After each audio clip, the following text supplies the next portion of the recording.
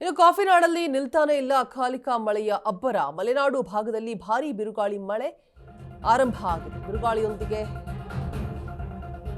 ಕಾಫಿನಾಡಲ್ಲಿ ಅಕಾಲಿಕ ಮಳೆಯ ಅಬ್ಬರ. ಮಲೆನಾಡು ಭಾಗದಲ್ಲಿ ಭಾರೀ ಬಿರುಗಾಳಿ ಮಳೆ ಸುರಿತಾ ಇರುವಂಥದ್ದು. ವರುಣನ ಅಬ್ಬರ ಶುರುವಾಗಿದೆ. ಧಾರಾಕಾರವಾಗಿ ಸುರಿತಾ ಇರುವಂತಹ ಮಳೆ.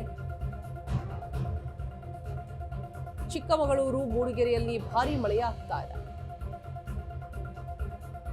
ಆಲ್ದೂರು ಸುತ್ತಮುತ್ತಲೂ ಕೂಡ ಧಾರಾಕಾರ ಮಳೆಯಾಗ್ತಾ ಇರುವಂಥದ್ದು. ಸದ್ಯ ಆಲಿಕಲ್ಲು ಮಳೆ ಇಲ್ಲ ಅಂತ ಹೇಳ್ಬಿಟ್ಟು ನಿಟ್ಟುಸಿರು ಬಿಡ್ತಾ ಇದ್ದಾರೆ ರೈತರು.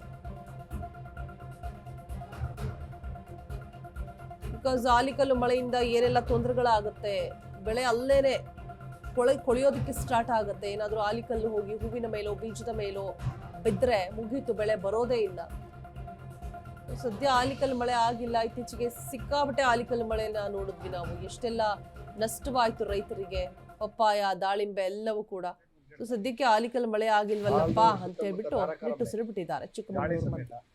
ಹೊನ್ನಳ್ಳಿ ಹೊಡೆತ ಅರೇನು ಮುಗ್ಸಿಡ್ತ ಆಲ್ದೂರು ಸುತ್ತಮುತ್ತ ಧಾರಾಕಾರ ಮಳೆ ಗಾಳಿ ಸಮೇತ. ಹೊನ್ನಳ್ಳಿ ಹೊಡೆತ ಅರೇನು ಮುಗ್ಸಿಡ್ತ ಆಲ್ದೂರು ಸುತ್ತಮುತ್ತ ಧಾರಾಕಾರ ಮಳೆ ಗಾಳಿ ಸಮೇತ.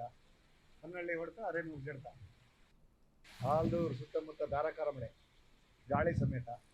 ಹೊನ್ನಳ್ಳಿ ಹೊಡೆತ ಆಲ್ದೂರು ಸುತ್ತಮುತ್ತ ಆಗ್ತಾ ಇರುವಂತಹ ಧಾರಾಕಾರ ಮಳೆ. ಕಾಫಿನಾಡಿನಲ್ಲಿ ನಿಲ್ತಾನೆ ಇಲ್ಲ ಅಕಾಲಿಕ ಮಳೆಯ ಅಬ್ಬರ.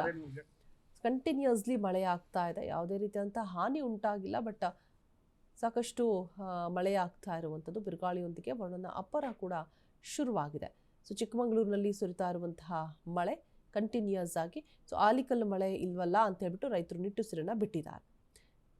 ಈಗ ಕಂಟಿನ್ಯೂಸ್ಲಿ ಈಗ 2 ಡೇಸ್ ಬ್ಯಾಕ್ ಆಗಿರುವಂತಹ ಮಳೆಯಿಂದಾಗಿ, ಸಾಕಷ್ಟು ಆಲಿಕಲ್ಲು ಮಳೆಯಿಂದಾಗಿ ರೈತರು ನಷ್ಟವನ್ನು ಹೊಂದಿದ್ರು. ಪಪ್ಪಾಯ ಆಗಿರ್ಬೋದು, ದಾಳಿಂಬೆ, ಟೊಮ್ಯಾಟೊ ಎಲ್ಲವೂ ಕೂಡ ಕೊಳೆಯೋದಕ್ಕೆ, ಅಂದರೆ ಆಲಿಕಲ್ ಏನಾದರೂ ಹೂವಿನ ಮೇಲೆ, ಆ ಕಾಯಿಯ ಮೇಲೆ, ಹಣ್ಣಿನ ಮೇಲೆ ಬಿದ್ದರೆ ಮುಗೀತು, ಅದು ನೆಕ್ಸ್ಟ್ ಬರೋದೇ ಇಲ್ಲ, ಒಳಗಡೆನೆ ಕೊಳೆಯೋದಕ್ಕೆ ಆರಂಭ ಆಗುತ್ತೆ.